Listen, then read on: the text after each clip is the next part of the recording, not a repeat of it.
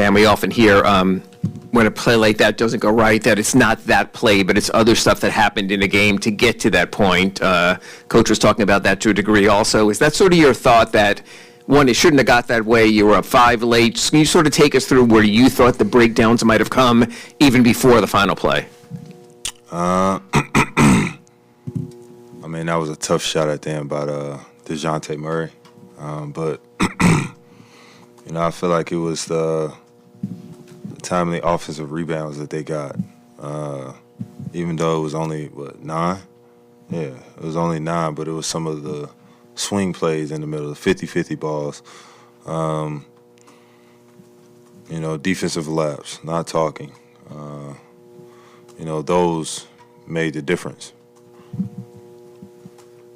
Ben, the cold shooting kind of is what it is. That's going to wax and wane over the course of the season. But now that you, Jimmy, and Tyler are back in the lineup together, has there been any sort of reacclimation or adjustment process to the offense with all three of you back and able to go? Yeah. You get used to one guy being out there or two. And then when you have all three of us, we're all trying to play the right way, but also try to be aggressive. It's going to be some rough passes, and we just need to keep working through it. Obviously, a little bit bittersweet with UD's jersey retirement, but kind of looking up, and we've always talked about the jersey retirement happening, but now seeing it officially up there, is it sort of settle in for you that this is reality? I'm sick we lost this game, just because he embodies winning. He's one of those people.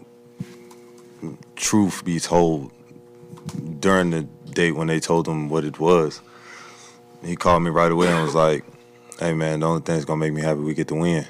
And when you take stuff like that to heart, and you come out with this type of game and you lose on a special night like this, especially for a guy that's undrafted, 3 championships with the same organization for 20 years. He's an anomaly. He's one of those people who they don't come around often because there's not a lot of opportunity in this league for, guys like that. So for him to have this moment, I'm blessed to be a part of it. I'm blessed that, he's my OG. But, I'm really down that we lost this game on this night.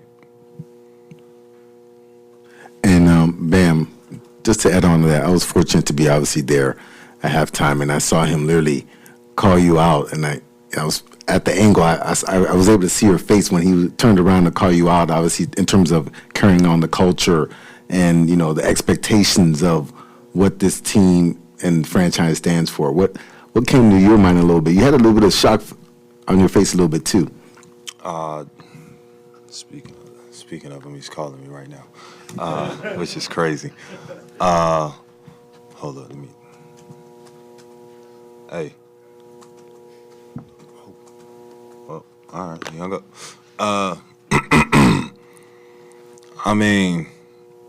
To be a part of that speech, one shocked me because I usually try to play in the back in the shadows when people have their moment. And for him to be selfless enough to really call on every one of us, me being particularly first, it just shows the respect and the trust he has for not only me, but the other guys in this locker room to continue to carry this culture, continue to, breathe those winning habits, those tough grit wins that we always talk about. He's probably gonna call me at like 4 a.m. Because he won't be able to sleep. But it just means that much to him, and he wants us to get one. He wants us to feel what it feels like to get a championship.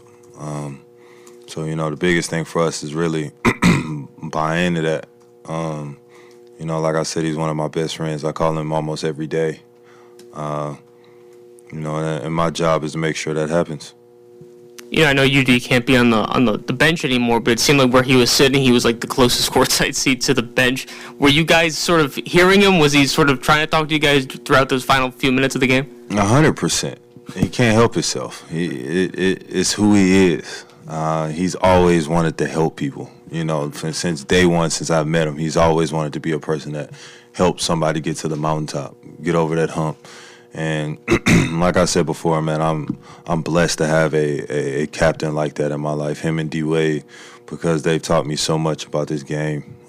They've shared so much love to me, and you know, I can honestly never replay them. Hi, Bam. I don't want to create a problem with this question, but your opinion, UD deserves another statue in Biscayne Boulevard like Wade?